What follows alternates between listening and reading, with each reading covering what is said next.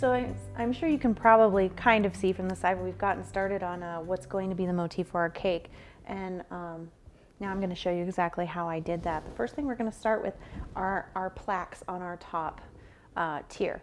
Now this tier is actually very small. It's a 4x4 inch tier, and the reason I did that was because I wanted a perfectly square tier, because we're trying to replicate the look of a dreidel. Now a dreidel is a square top that's used to play games with on Hanukkah, and the dreidel has 4 symbols, one on each side. The symbols are Shin, Nun, He, and Gimel.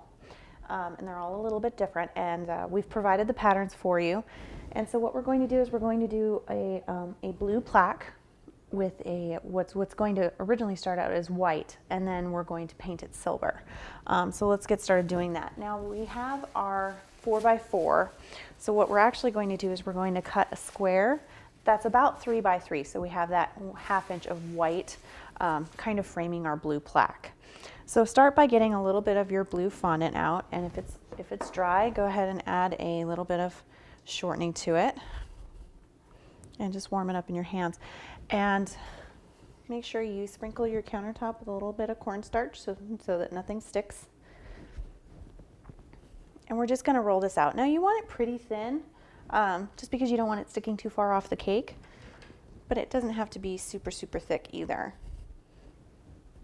Probably going to roll it about 1/8 of an inch.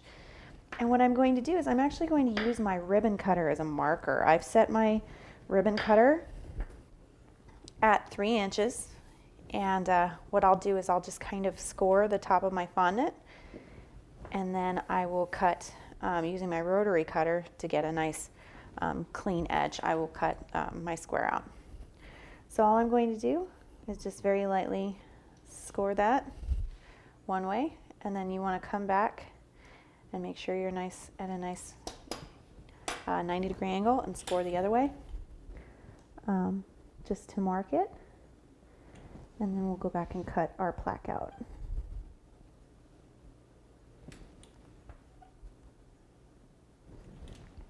Now you can set this aside and let it dry a little bit if you prefer, just to make it a little bit easier to pick up and place on your tier later.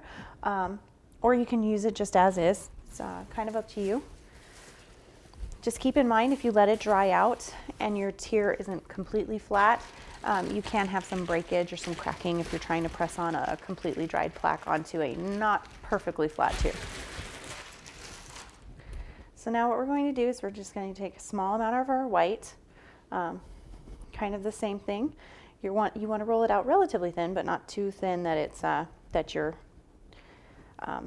character is going to stretch when you're pulling it off the counter or putting it onto your plaque. Get that rolled out, and you're going to want to use your X-Acto knife for this. And let me get my pattern.